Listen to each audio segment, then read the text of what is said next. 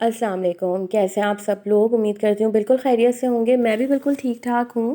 آج کچھ باتیں کرنے کا سوچ رہی تھی۔ ایک سانحہ ہوا ہے مینار پاکستان پہ، جس پہ میں اگر آواز نہیں اٹھاتی تو شاید میں ساری زندگی اپنے ضمیر میں مطمئن نہیں کر پاتی، اور اس کی وہ مجھے کچوکے لگاتے رہتا اگر میں اس انسیڈنٹ کے لیے آواز نہیں اٹھاتی۔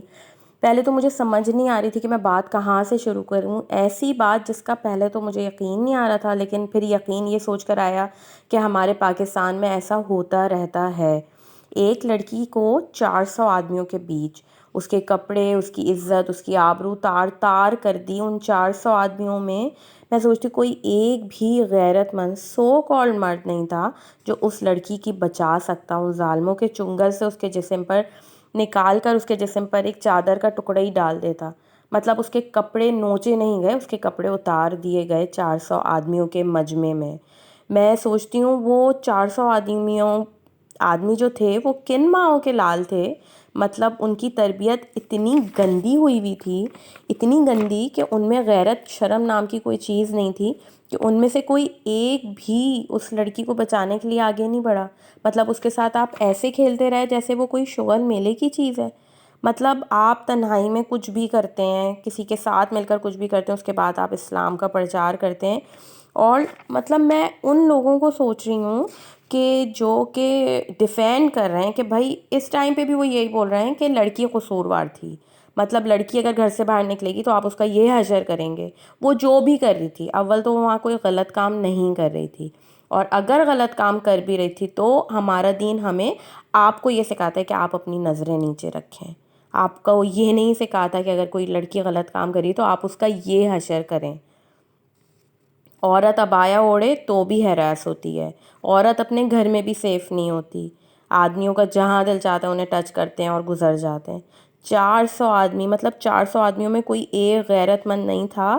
اور میں یہ سوچتی ہوں کہ مطلب ہم کس ملک میں رہ رہے ہیں جس کو ریاست مدینہ کہا گیا تھا کہ اس کو ریاست مدینہ بنائیں گے، اس کو انسانوں کے رہنے کی جگہ اور ماؤں بیٹیوں کے رہنے کی جگہ تو بنا دیجئے برائے مہربانی، اس کے بعد ریاست مدینہ بنائیے گا۔